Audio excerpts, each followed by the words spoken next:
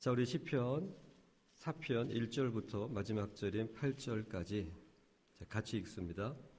내 의의 하나님이여, 내가 부를 때에 응답하소서. 곤란 중에 나를 너그럽게 하셨사오니 나를 긍휼히 여기사 나의 기도를 들으소서. 인생들아, 어느 때까지 나의 영광을 변하여 욕되게 하며 허사를 좋아하고 괴유를 구하겠는고. 셀라. 여호와께서 자기를 위하여 경건한 자를 택하신 줄 너희가 알지어다. 내가 부를 때에 여호와께서 들으시리로다. 너희는 떨며 범죄치 말지어다. 자리에 누워 심중에 말하고 잠잠할지어다. 셀라. 의의 제사를 드리고 여호와를 의뢰할지어다. 여러 사람의 말이 우리에게 선을 보일 자 누구뇨 하오니 여호와여, 주의 얼굴을 들어 우리에게 비치소서. 주께서 내 마음에 두신 기쁨은 저희의 곡식과 새 포도주에 풍성할 때보다 더하나이다. 내가 평안히 눕고 자기도 하리니 나를 안전히 거하게 하시는 이는 오직 여호와 신이이다. 아멘.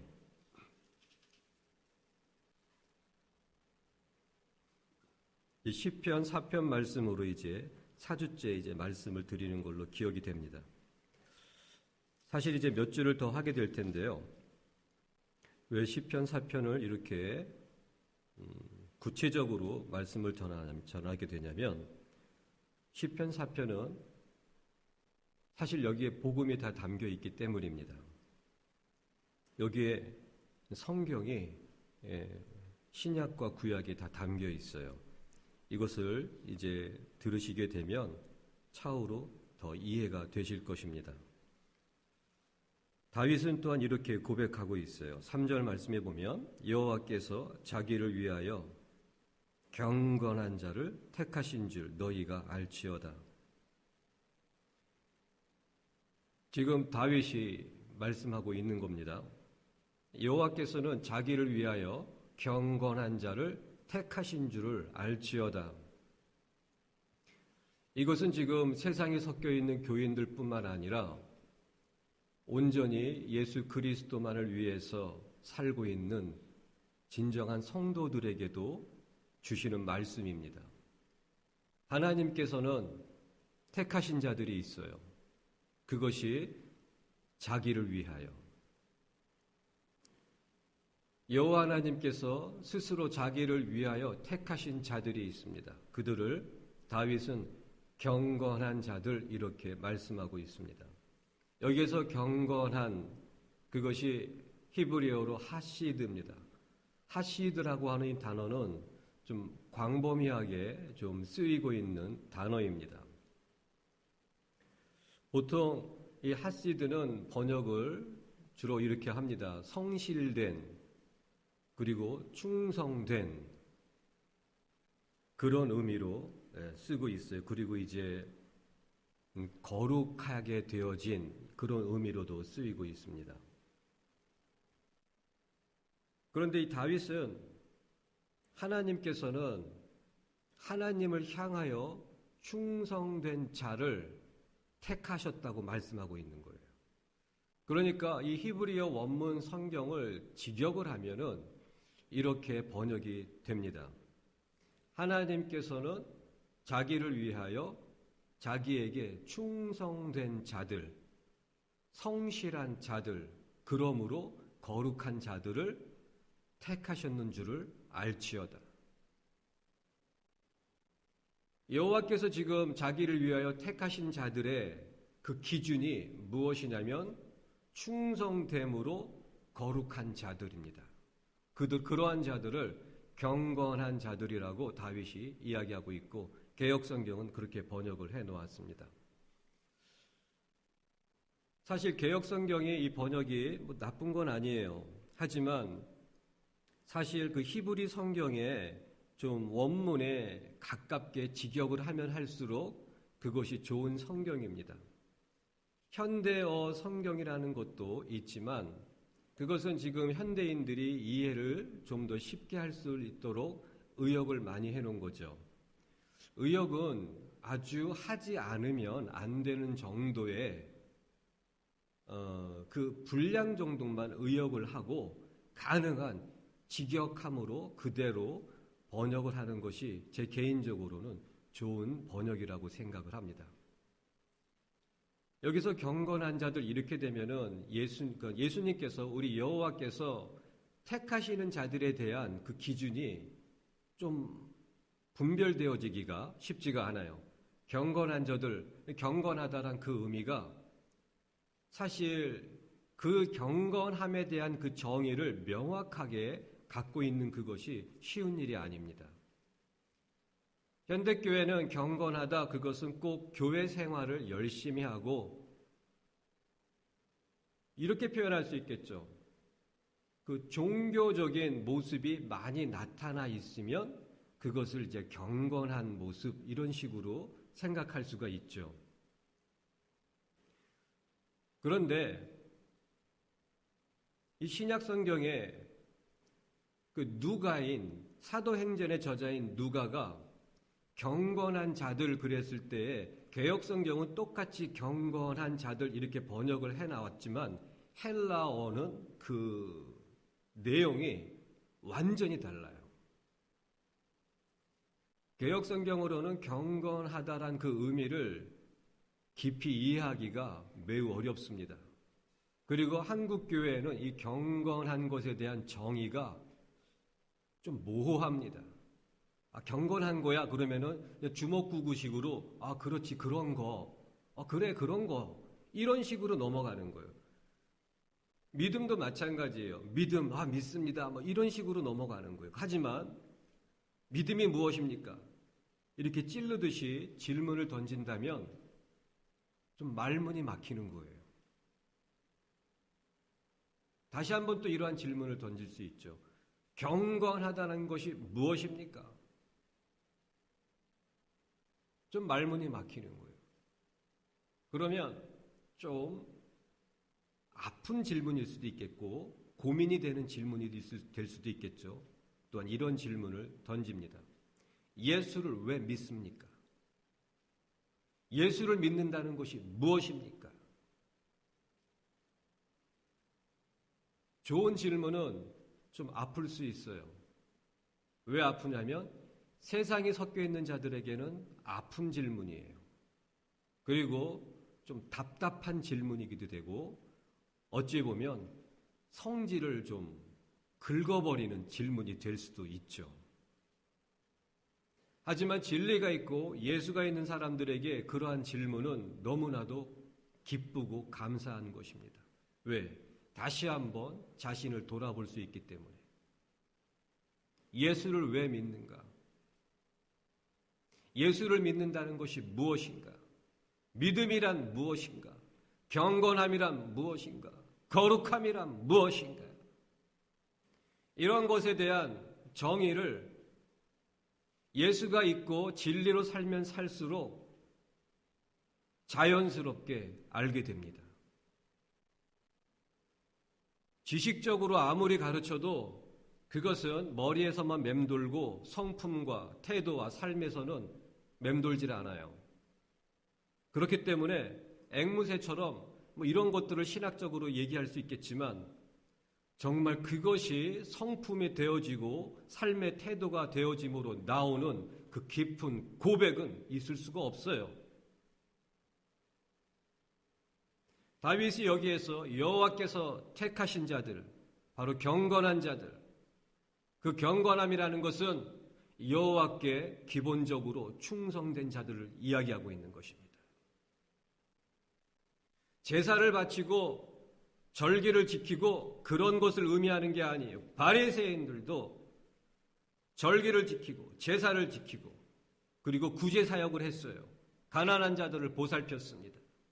부자 청년도 가난한 자들을 보살피고 부모를 공경했어요.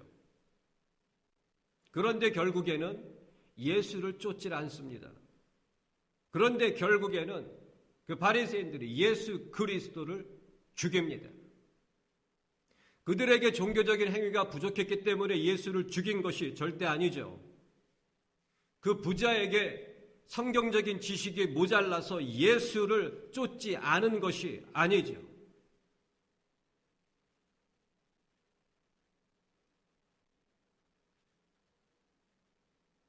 여호와께 충성되지 않았기 때문입니다.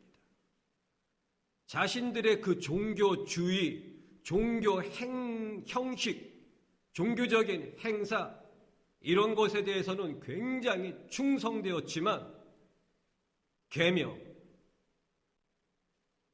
복음이라고 하는 완전한 온전한 계명에는 충성되지 않은 것입니다. 윤리적으로 도덕적으로 온전하고 완전하게 잘 살 수 있어요. 하지만 그 윤리적인 삶이 진리의 삶이 될 수는 없습니다. 하지만 진리의 삶을 살게 되면 윤리적인 삶을 당연히 살게 되어 있어요. 부자 청년은 윤리적으로 흠이 없었어요. 율법적인 그 형식에는 흠이 없었어요. 하지만 진리 앞에서 그는 결격 사유가 너무 치명적인 결격 사유가 있는 거예요. 한번 부자 청년에 대해서 한 말씀을 드려볼까요? 그 부자 청년은 부모를 공경하고 그리고 가난한 자들을 분명히 연약한 자들, 약한 자들을 돌봤다고 나와 있어요. 자기가 가진 소유에 남아도는 것으로 가난한 자들을 보살폈어요. 그런데 예수님이 그 부자 청년에게 제시하는 말씀은 너의 소유에 남은 것을 그들에게 주라가 아니라 너의 재산을 주라는 것입니다. 완전히 다르죠. 네 자신이 소유한 것 중에 남는 그 부스러기 같은 것들을 가난한 자에게 주라가 아니라 너의 그 소유, 너의 재산을 가난한 자들에게 나눠 주라고 하는 거예요. 완전히 달라요. 그러면은 세리장이었던 삭개오는 어떻습니까? 예수님께서 삭개오야 내가 오늘 너의 집에 유하여야 하리라. 그러니까 삭개오가 너무나 막 마음이 기뻤습니다. 그리고 예수님께서 집에 함께 딱 도착했을 때 삭개오가 너무 기뻐가지고 이러한 고백을 하는 거예요. 잘 들으시길 바랍니다. 주님, 제가 요번에 돈을 좀 많이 벌었는데 요 벌은 거를 가난한 자들에게 나눠주겠습니다. 그런 말 안 했어요. 부자 청년은 자기의 소유에 남는 것에서 가난한 자들을 보살폈지만 삭개오는 이렇게 고백을 합니다. 주님, 저의 재산의 반을 가난한 자들에게 나눠주겠습니다.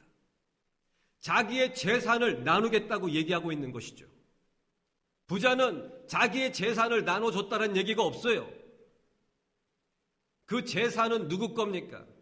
자기 건 거예요. 자기 재산의 주인은 자기인 것입니다. 삭개오는 예수님을 자신의 집으로 영접하면서 마음에 너무나 기쁨과 그 벅찬 감격이 있었어요. 자기의 삶의 중심이었고 자기 거라고 생각했던 그 돈을, 자기의 재산을 나누어서 나눠주겠다고 하는 거예요. 그리고 제가 누군가를 토색한 자가 있다면 4배로 갚아주겠습니다. 그런 삭개오가 나중에라도 다시 부자로 살았을까요? 아닙니다. 성경에 나와 있지 않아요. 하지만 제 마음에 깨달음은 삭개오는 매우 청렴 결백하게, 이 세리장은 그 당시에 사회적으로 보게 되면 종교적인 그런 유대 종교적인 관점이 아니라 사회적인 관점으로 보게 되면 굉장히 권력이 있는 자리예요. 얼마든지 자신이 돈을 착복하려면 할 수 있는 그런 자리입니다. 하지만 삭개오는 청렴 결백하게 자신의 일을 행했을 것이고, 그리고 매우 검소하게 살고 항상 자기 주위에 있는 가난한 자, 병든 자, 소외받고 천대받고 멸시받는 그러한 자들을 보살폈을 것입니다. 지금 이 사회가 얼마나 썩었습니까? 잘 아는 것처럼 그냥 한 자리 차지하면 참 이 용인시청의 그 시장도 제가 뭐 그런 비리를 고발할 그런 생각으로 드리는 말씀이 아니라 제가 들어서 알고 있는 그 비리만 해도 정말 너무나 끔찍합니다. 그 더러운 일에 자신이 손을 담그지 않죠. 자기 밑에 있는 자들이 다 알아서 하는 거예요. 이렇게 해서 돈을 착복해서 모아놓고 비자금으로 모아놓고 이렇게 해서 착복해서 돈을 모아놓고 하여튼 수단과 방법을 가리지 않고 어떻게든 참 서민들의 그 주머니를 다 털어갑니다. 이 시대에 삭개오 같은 그러한 청렴 결백한 공무원이 있겠습니까? 거의 없습니다.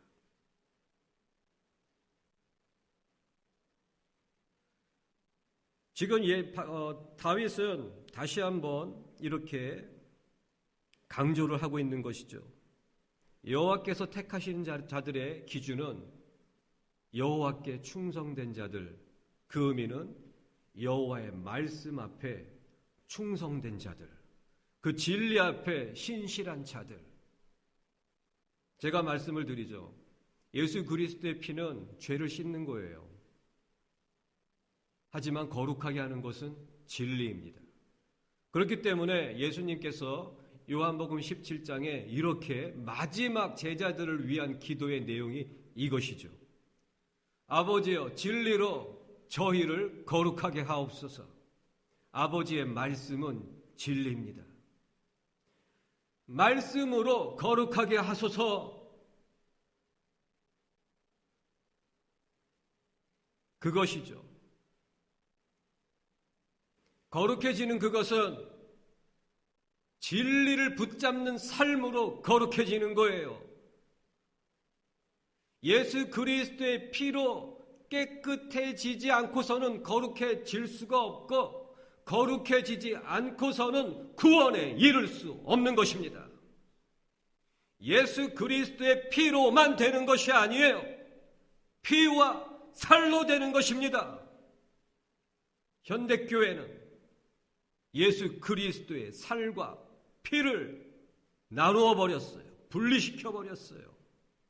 믿음과 순종을 분리시켜 버렸어요. 왜입니까? 편안한 복음, 그것은 다른 복음입니다. 인본주의 복음, 그것은 다른 복음입니다. 자기 십자가가 없는 복음, 그것은 다른 복음입니다. 바울 사도가 고린도 후서 11장 말씀에 이렇게 말씀하고 계시죠. 너희가 다른 예수, 다른 영, 다른 복음을 전하면 너무나도 쉽게 받아들이는도다. 다른 복음을 전하는 자들을 너희들은 쉽게 받아들이는도다. 편안한 복음은 자신의 욕심에 너무나 맞아떨어지기 때문에, 축복을 제시하는 복음은 자기 욕심에 너무나도 맞아떨어지기 때문에, 그 입맛에 너무나 맞아떨어지기 때문에 그냥 받아들이는 거예요. 진정한 복음은 우리를 편하게 하지 않습니다. 우리의 마음을 불편하게 해요. 진리 앞에 두렵고 떨리게 합니다. 그것이 진정한 복음이에요. 하지만 예수가 있는 자는 마음이 불편하고 마음이 괴롭고 두려울지라도 그 복음을 듣길 원하게 되어 있는 것입니다. 여러 가지 미사오고 그런 거 듣고 싶어 하지 않아요. 멋있는 예와 성공한 그런 어떤 사람들의 이야기들, 그런 거 듣고 싶어 하지 않아요. 오직 복음 그대로, 예수 그대로 듣기를 원할 뿐입니다. 그것이 여호와께서 택하시는 자들의 기준입니다. 결국 예수가 있는가? 진리가 있는가? 예수의 피와 살이 있는가? 그것입니다. 예수의 피만 부르짖는 자들, 문제 해결을 위해서, 사업 성공을 위해서, 자녀들의 부유하고 편안한 미래를 위해서 예수를 믿는 자들, 결국에는 남게 될 것이고, 그리고 결국에는 또 그렇게 산다면 지옥에 가게 될 것입니다. 이것이 복음이에요.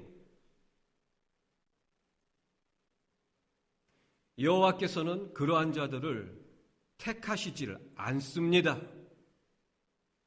그러한 자들을 알아보지도 못하십니다.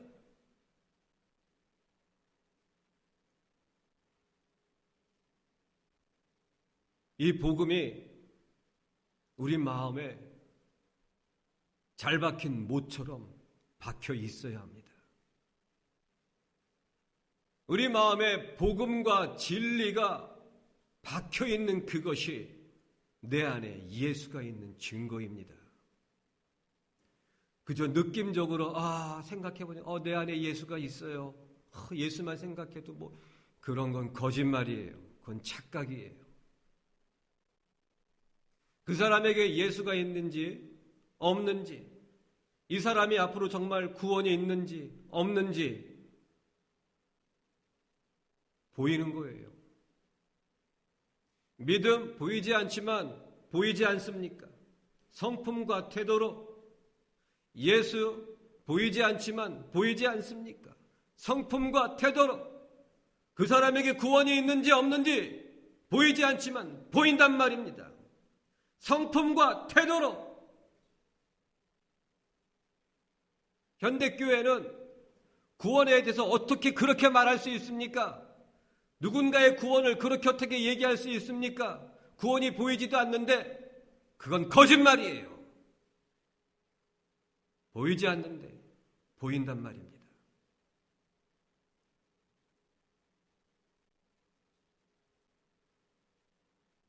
다윗은 이 시대를 향하여 이렇게 다시 한번 경고하고 있는 것입니다. 여호와께서 택하시는 자들이 있다. 여호와께서 택하시는 자들의 기준이 있다. 그 기준이 무엇이냐면 여호와께 충성되는 것이다.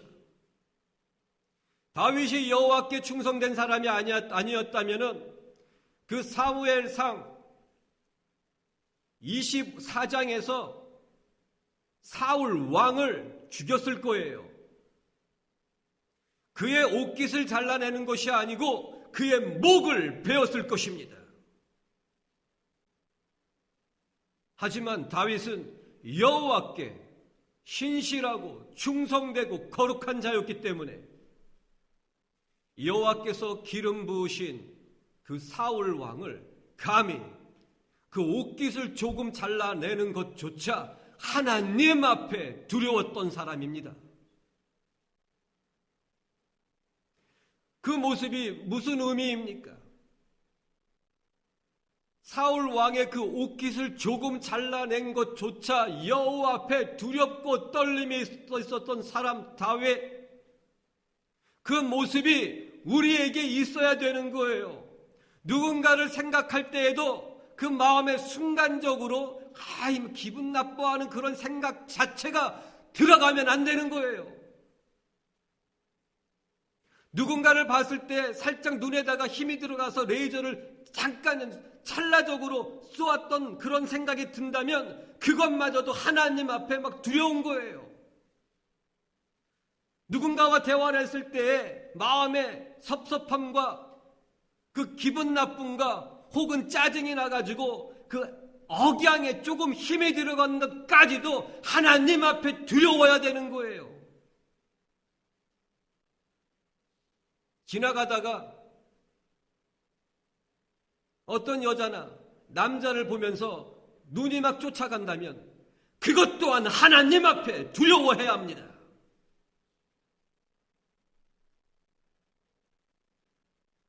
참 이 세대가 얼마나 더럽고 악한지 이루 말할 수 없어요. 제가 아내와 함께 운동 삼아서 이렇게 산책을 하다 보면 뭐 우리만 있는 게 아니죠. 다른 사람들도 뭐 열심히 운동을 합니다. 그러면 100이면 100, 남자들은 제 옆에 있는 아내를 다들 보면서 가는 거예요. 제 아내가 제 눈에는 너무 이뻐서 그럴 수도 있다가 아니라 그냥 여자면 지나가면서 다 힐끗힐끗 보면서 가는 거예요.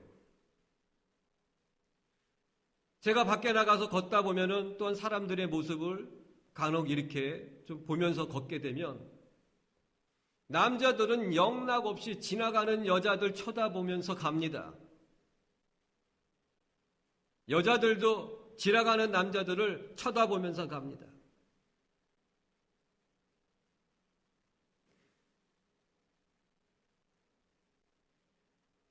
지금 세상에 얼마나 문란하고 음란하고 악하고 거칠고 난폭하고 거짓말이 난무하는지 잘 알고 계시지 않습니까? 마지막 때의 증거죠.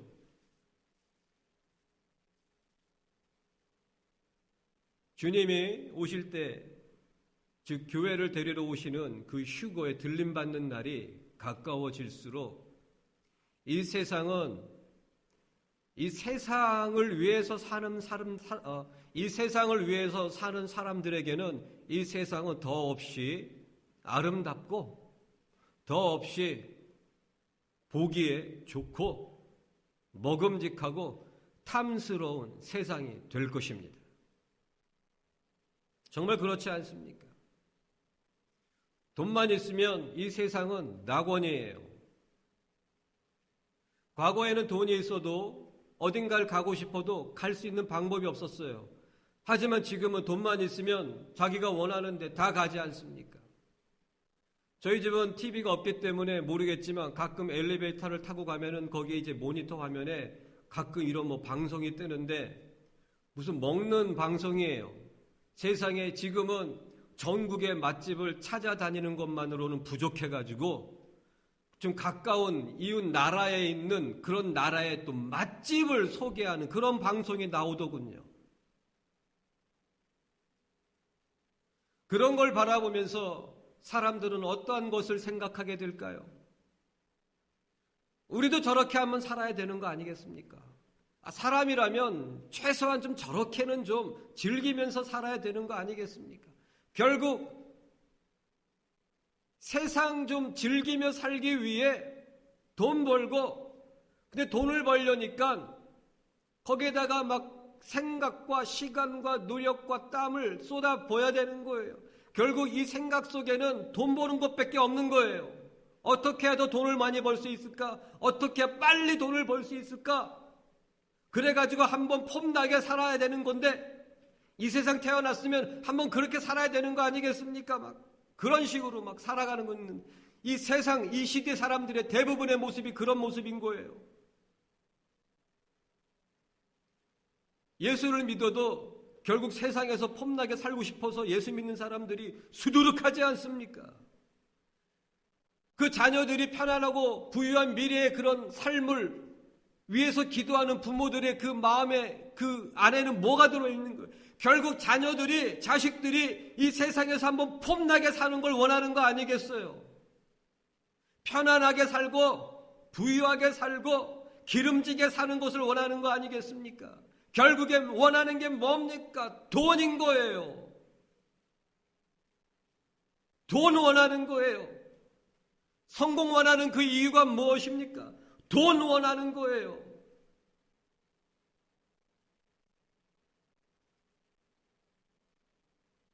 도덕적으로, 윤리적으로 아무리 깨끗해도 결국 모든 소유가 자기가 주인인 사람들, 그 부자 청년을 예를 들어서 생각해 보시길 바랍니다. 윤리적으로, 도덕적으로 완벽한 사람이었어요. 하지만 자신의 모든 소유의 주인은 자기였던 것입니다. 그 의미는 뭡니까? 자기 생명도 자기 것, 자기의 삶도 자기 것, 자기의 인생도 자기 것, 모든 게 다 자기가 주인인 거예요. 그러면서 예수를 주라고 부르고 있는 거예요. 그러면서 여호와를 주님이라고 고백하고 있는 거예요. 자기가 주인인데 왜 예수를 주라고 부릅니까? 거짓말인 거예요. 결국 다 모순투성인 거예요. 다 역설적인 거예요. 자기가 주인이면서 예수를 주님이라고 고백하고 있다는 그것이 얼마나 코미디 같은 거 아닙니까? 개그맨보다 더 웃긴 것이 현대 교인들인 것입니다. 예수를 주인이라고 고백하면서 삶의 주인은 자기잖아요.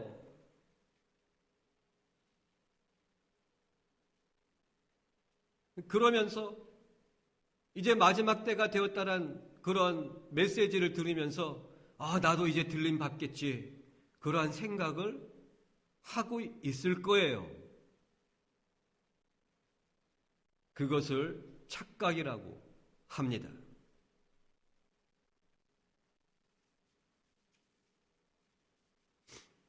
사람은 속일 수 있지만 어떻게 하나님을 속일 수 있단 말입니까? 다윗은 이 세대를 향하여 이렇게 경고하고 있습니다. 여호와께서 택하시는 자들의 그 기준은 여호와께 충성되고 신실함으로 거룩한 자들이다.